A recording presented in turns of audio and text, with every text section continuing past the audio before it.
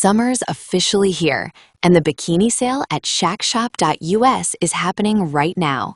Get hot styles, bold prints, and perfect fits, all on sale for a limited time. Whether you're beach-bound or poolside, we've got the bikini that makes you feel confident, cute, and totally summer-ready. So don't wait. Head to shackshop.us and shop the sale before it ends.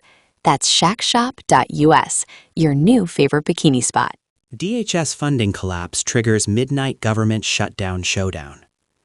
Washington is barreling toward another midnight deadline, and this time there's no escape hatch in sight.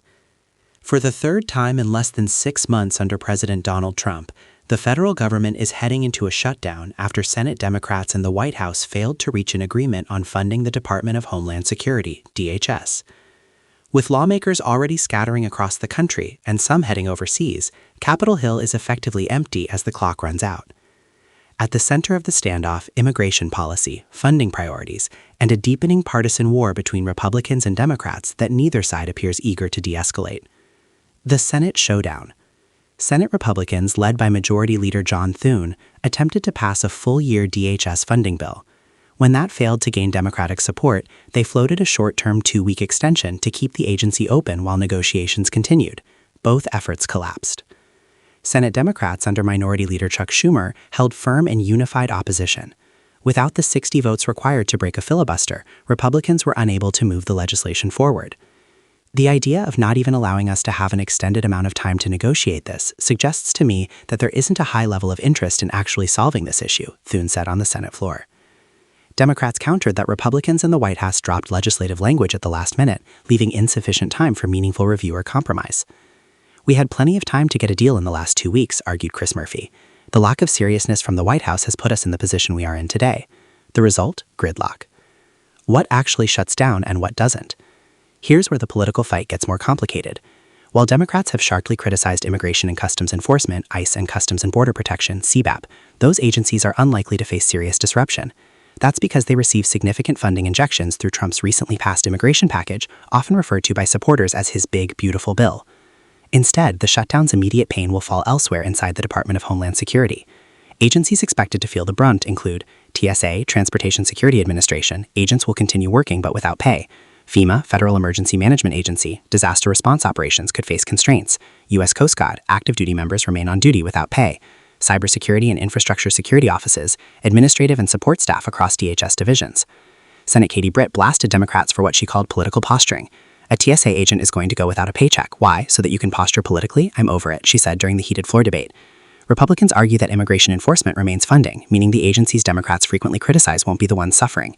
"Everybody on that side of the aisle knows ICE and CBP will continue to be funded," she added. "Who's going to pay the price?" The immigration sticking point. Neither party is publicly detailing the exact sticking points in negotiations. Assigned talks remain fluid but tense. However, sources on both sides indicate disputes revolve around expanded ICE enforcement authorities, border security funding mechanisms, oversight language regarding immigration processing, limits on executive discretion. Democrats say they are ready to fund DHS, but not under what they view as hardline immigration conditions. Republicans counter that Democrats are using procedural delays to force concessions and run out the clock. When pressed about the shutdown's effects, Schumer directed blame squarely at the GOP. "Talk to the Republicans," he said. "We're ready to fund everything. We're ready to have good, serious proposals supported by the American people." Political fallout. This shutdown carries significant risk for both sides. For President Donald Trump, another shutdown reinforces Democratic messaging about instability in federal governance. But Republicans believe Democrats may overplay their hand, particularly if federal workers begin missing paychecks while immigration enforcement continues uninterrupted. Democrats face their own gamble. Blocking DHS funding while insisting they support agency workers could be a difficult argument if TSA agents and Coast Guard members are furloughed or working without pay. The optics battle has already begun.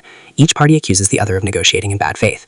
Each claims to be protecting federal workers, and neither appears ready to blink first. Why this shutdown feels different. Unlike past shutdowns, Congress is not positioned to quickly reconvene.